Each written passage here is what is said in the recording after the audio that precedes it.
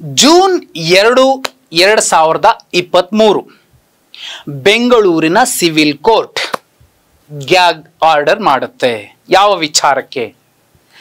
ಪ್ರಜ್ವಲ್ ರೇವಣ್ಣ ಅವರ ವಿಚಾರವಾಗಿ. ಯಾವುದೇ ವಿಡಿಯೋ ಇರಬಹುದು, ಮಾರ್ಫ್ ವಿಡಿಯೋ ಇರಬಹುದು, ಫೇಕ್ ವಿಡಿಯೋ ಇರಬಹುದು, ಅಂತಹ ವಿಡಿಯೋಗಳನ್ನು ಅಥವಾ ರಾಸಲೀಲೆಯದ್ದು ಎನ್ನಬಹುದಾದಂತಹ ವಿಡಿಯೋಗಳನ್ನು ಮಾಧ್ಯಮಗಳಲ್ಲಿ ಪ್ರಸಾರ ಮಾಡುವಂತಿಲ್ಲ ಅಂತ ಒಂದು ಸ್ಟೇ ಆರ್ಡರ್ ಬರುತ್ತೆ. ಸುಮಾರು 86 ಮೀಡಿಯಾ ಔಟ್ಲೆಟ್ಸ್ಗಳಿಗೆ ಇಂಥದ್ದೊಂದು ಆದೇಶವನ್ನು ಹೊರಡಿಸುತ್ತೆ ಸಿವಿಲ್ ಕೋರ್ಟ್. ಆ ದಿನ ಒಬ್ಬ ವ್ಯಕ್ತಿ, ಒಬ್ಬ ಹಿರಿಯ ಮುಂದೆ ಕೂರಿಸ್ಕೊಂಡು ಪ್ರಶ್ನೆ ಮಾಡಬಹುದಿತ್ತು. ಜೂನ್ 2, 2023, ಜನವರಿ 6, 2024 ಅವರ ಮನೆಯ ಕಾರು ಚಾಲಕ ಪ್ರೆಸ್ ಮೀಟ್ ಮಾಡ್ತಾನೆ. ಪ್ರೆಸ್ ಮೀಟ್ ಮಾಡಿ ರೇವಣ್ಣ ಅವರ ಕುಟುಂಬ ನನಗೆ ಮತ್ತು ನನ್ನ ಪತ್ನಿಗೆ ಥಳಿಸಿ ಆಸ್ತಿ ಬರ್ಕೊಡಿ ಅಂತ ಬೆದರಿಸಿ ನಮಗೆ ಹೊಡೆದಿದ್ದಾರೆ, ನನ್ನ ಗರ್ಭಿಣಿ ಪತ್ನಿಗೆ ಗರ್ಭಪಾತ ಆಯಿತು ಅಂತ ಗಂಭೀರ ಆರೋಪ ಮಾಡ್ತಾರೆ. ಅವತ್ತು ಕೂಡ ಆ ಮನೆಯ ಅತ್ಯಂತ ಹಿರಿಯ ತಪ್ಪೇನಾಗಿದೆ ಅಂತ ಕೂರಿಸಿ ಕೇಳಿ ತಪ್ಪು ಒಪ್ಪುಗಳನ್ನು ಸರಿತಿದ್ದಬಹುದಿತ್ತು. ಅದಾದ ಮೇಲೆ ಜನವರಿ 11, 2024 ಹಾಸನದ ವಕೀಲರೊಬ್ಬರು ಪ್ರೆಸ್ ಮೀಟ್ ಮಾಡ್ತಾರೆ.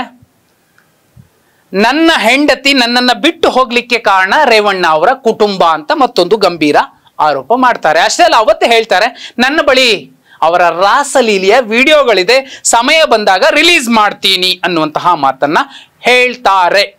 ಅವತ್ತು ಕೂಡ ಆ ಮನೆಯ ಅತ್ಯಂತ ಹಿರಿಯ ಎಲ್ಲರನ್ನು ಕೂರಿಸ್ಕೊಂಡು ಏನಾಗಿದೆ, ನಿಜ ಹೇಳಿ, ತಪ್ಪ ಸರಿನಾ, ಒಳ್ಳೇದು ಯಾವುದು, ಕೆಟ್ಟದ್ದು ಯಾವುದು ಹೇಳಬಹುದಿತ್ತು. ಅದಾದ್ಮೇಲೆ ಅಕ್ಟೋಬರ್ 8, 2023 ಒಂದು ಪತ್ರ ಹೋಗುತ್ತೆ. ಈ ಮೈತ್ರಿ ಬೇಡ, ಯಾಕಂದ್ರೆ ಅವರ ರಾಸಲೀಲೆಯ ವಿಡಿಯೋಗಳಿದೆ ಅಂತ ಕೇಂದ್ರ ಗೃಹ ಸಚಿವ ಅಮಿತ್ ಶಾ ಅವರಿಗೆ ಮತ್ತು ರಾಜ್ಯ ಬಿಜೆಪಿ ಘಟಕದ ಅಧ್ಯಕ್ಷ ವಿಜೇಂದ್ರ ಅವರಿಗೆ ಒಬ್ರು ಪತ್ರ ಬರೀತಾರೆ. ಆಗಲೂ ಕೂಡ ಈ ಮೈತ್ರಿ ಮುರಿದು ಬಿದ್ದೋಗುತ್ತೆ, ನಮ್ಮ ಮೈತ್ರಿ ಆಗದೆ ಇರಬಹುದು, ಪ್ರಜ್ವಲ್ ರೇವಣ್ಣ ಅವರಿಗೆ ಟಿಕೆಟ್ ಕೊಡಬೇಡಿ ಅಂತೆಲ್ಲ ಪತ್ರದಲ್ಲಿ ಬರೆದಿದ್ದಾರೆ ಅನ್ನೋ ಮಾತುಗಳನ್ನು ಹೇಳ್ತಿದ್ದಾರಲ್ಲ ಅನ್ನುವಂತಹ ವಿಷಯ ಗೊತ್ತಾದ ಮೇಲಾದ್ರೂ ಆ ಮನೆಯ ವ್ಯಕ್ತಿ ಅಂದ್ರೆ ಅತ್ಯಂತ ಹಿರಿಯ ಯಜಮಾನ ಪ್ರಶ್ನೆ ಮಾಡಬೇಕಾಗಿತ್ತು. ಎಲ್ಲರ ಮನೇಲೂ ಕೂಡ ಅದನ್ನೇ ಮಾಡೋದು. ತಪ್ಪು ಮಾಡಿದ್ರೆ ಮನೆಯಲ್ಲಿ ಹಿರಿಯರು ಯಾರು ಇರ್ತಾರೆ ಅವ್ರು ಕರೆದು ತಪ್ಪಾಗಿದೆಯಾ ಇಲ್ವಾ, ಸತ್ಯತೆ ಏನು ಅಂತ ಪರಾಮರ್ಶಿಸಿ ತಪ್ಪಾಗಿದ್ರೆ ಬುದ್ಧಿ ಹೇಳ್ತಾರೆ. ಯಾರು ನೊಂದವರಿದ್ದಾರೆ ಅವರನ್ನ ಕರೆಸಿ, ಇಲ್ಲಪ್ಪ ಹಿಂಗೆ ಆಗೋಗ್ಬಿಟ್ಟಿದೆ, ಹಿಂಗೆ ಆಗಲ್ಲ, ಏನಾದರೂ ತಪ್ಪಿದ್ರೆ ಕ್ಷಮಿಸ್ಬಿಡಿ, ನಿಮ್ಗೇನು ಲಾಸ್ ಇದೆ, ನಾವೇನು ಮಾಡಬಹುದು ಮಾಡ್ಕೊಡ್ತೀವಿ. ಸಾಮಾನ್ಯರು ಈ ಕೆಲಸವನ್ನು ಮಾಡ್ತಾರೆ, ಸಾಮಾನ್ಯರು ಈ ಕೆಲಸವನ್ನ ಮಾಡಲೇಬೇಕು. ಆದರೆ ಮಾಜಿ ಪ್ರಧಾನಿಯೊಬ್ರು ಏನು ಮಾಡಬೇಕಿತ್ತು ಈ ವಿಚಾರವಾಗಿ?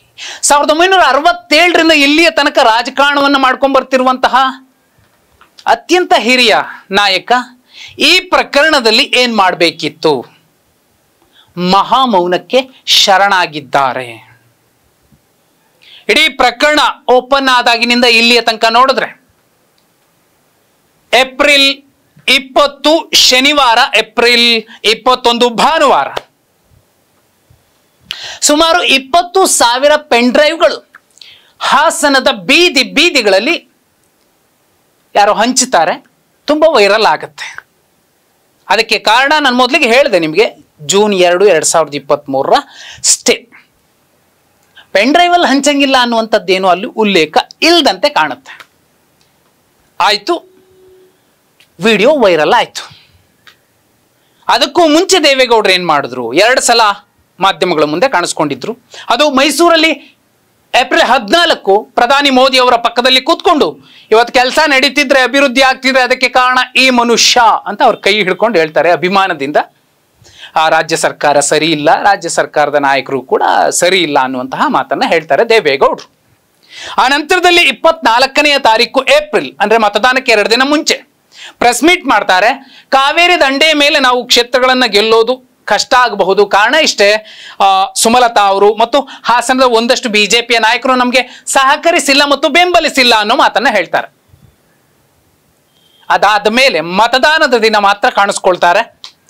ಮತದಾನ ಮುಗಿದ ಮೇಲೆ ಇಲ್ಲಿಯ ತನಕ 26ರಿಂದ ಮೇ 4 ತನಕ ಮಾಜಿ ಪ್ರಧಾನಿ ದೇವೇಗೌಡರು ಒಂದೇ ಮಾತು ಆಡೋದಿಲ್ಲ, ಒಂದೇ ಒಂದು ಮಾತು ಕೂಡ. ಆದ್ರೆ ಅವರ ಮೊಮ್ಮಗನ ವಿಚಾರ, ರಾಸಲೀಲೆಯ ಪ್ರಕರಣ, ದೇಶದ ಅತಿದೊಡ್ಡ ರಾಸಲೀಲೆಯ ಪ್ರಕರಣ ಅಂತ ಮಾಧ್ಯಮಗಳೇ ಹೇಳ್ತಿವೆ.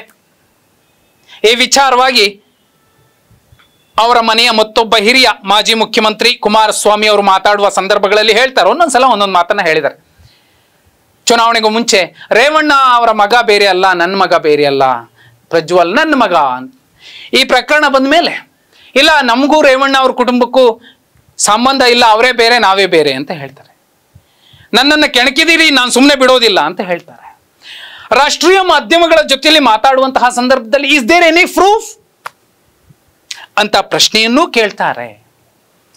ಇಷ್ಟೆಲ್ಲ ವಿಚಾರಗಳ ಮಧ್ಯೆ ನಿಜಕ್ಕೂ ಮಾತನಾಡಬೇಕಿದ್ದಂತಹ ವ್ಯಕ್ತಿ, ಆ ಮನೆಯ ಯಜಮಾನ ಮಾಜಿ ಪ್ರಧಾನಿ ದೇವೇಗೌಡರು.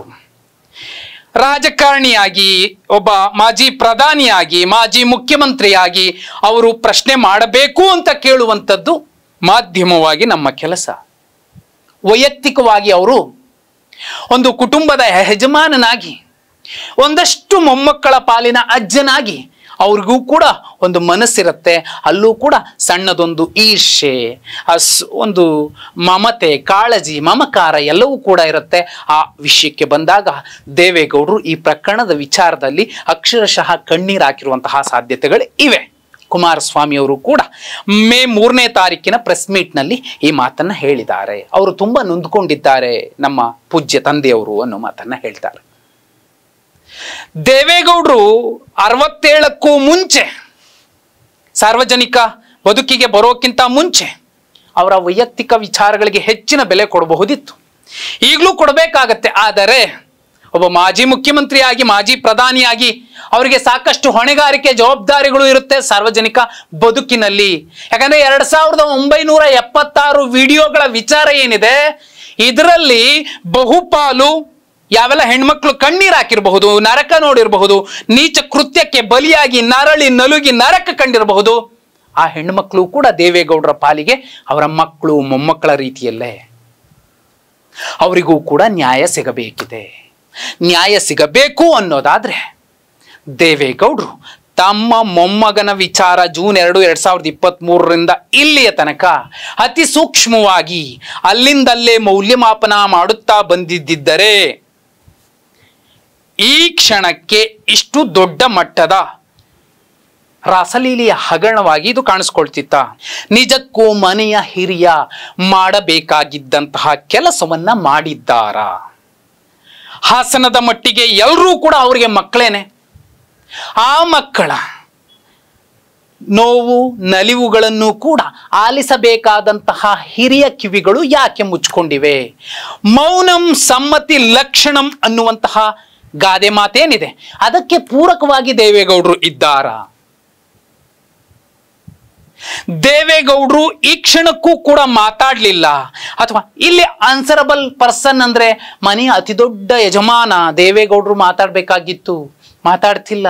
ಆದರೆ ಕುಮಾರಸ್ವಾಮಿ ಅವರು ಅತಿ ಭಾವುಕರಾಗಿ ಒಂದೊಂದು ಸಲ ಒಂದೊಂದು ಹೇಳಿಕೆ ಕೊಡೋ ಮೂಲಕ ಪ್ರಕರಣವನ್ನ ಮತ್ತಷ್ಟು ಗೊಂದಲಗೊಳಿಸ್ತಿದ್ದಾರೆ. ಅಷ್ಟೇ ಅಲ್ಲ, ಮಾಜಿ ಪ್ರಧಾನಿ ದೇವೇಗೌಡರಿಗೆ ಮತ್ತಷ್ಟು ಕಳಂಕವನ್ನ ಬಳಿಯುವಂತಹ ಪ್ರಯತ್ನ ಕೂಡ ಆ ಮಾತುಗಳಿಂದ ಆಗ್ತಿದೆ.